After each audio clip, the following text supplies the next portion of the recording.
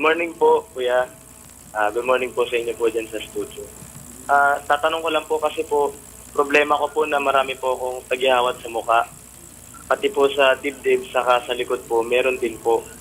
Ano po ba ang mga dapat ko pong gawin, saka yung mga dapat ko pong iwasan? Di naman halata dyan, ah. Go. Doc Sara. Good morning, John Emil. Oo, yan.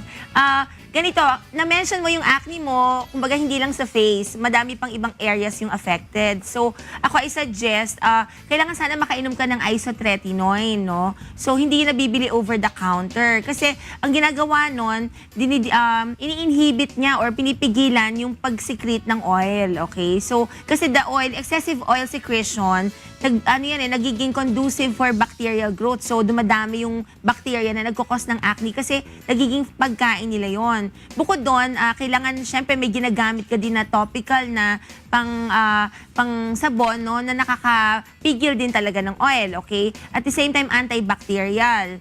Tapos sana may ginagamit ka rin na topical antibiotics. So ano ba tong mga to? Yung iinumin mo isotretinoin, oral isotretinoin, usually depende yan sa weight mo, yung ibibigay ng doctor sa'yo, ng dermatologist. Yung mga pang-wash naman, may mga mabibili kang benzoyl peroxide, mga washes, ganon. And then, kung hindi ka naman na-expose sa sun, usually maganda kasing lagyan din ng mga tretinoin, ano, dahil yung ganyang gamot, bukod sa tinitreat niya yung mga parang non-inflammatory acne, yun yung mga whiteheads and blackheads, pati yung mga pagang acne, like yung mga yung iba may nasa ilalim, matutulungan din yan. Oo. Tapos usually pagpunta mo sa dermatologist, bibigyan ka din nila ng mga antibiotics like doxycycline. Papainumin ka mga 200 milligrams. Depende sa doctor eh. Usually, mga 6 weeks at least ang pinapainom dyan. Okay? So, ako I suggest, since ang daming affected na areas, maganda makapunta ka sa derma para malinis din. Hindi rin kasi enough yung nagpapahid lang na nagpapahid. May tanong ako, Doc Sara, sa'yo. Sir.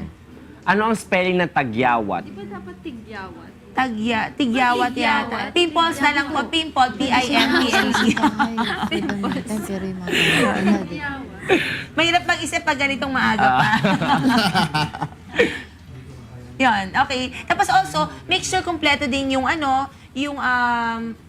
balanced diet din ang mine-maintain mo. At the same time, increase oral fluid intake, yung water, saka mga citrus juices. Very important kasi yan. And then you can also get yung mga vitamins for the hair, skin. Usually kasi pag vitamin for the skin, vitamin for the hair and nail, alam mo, kanya-kanya. Ako kasi, sa experience ko, ang vitamin E kasi, like, vitamins A, D, and K, ADEK yan eh. These are fat-soluble vitamins. So, sa pag-aaral namin, para ma-absorb siya ng body, kailangan yung oil para mas maganda yung absorption niya.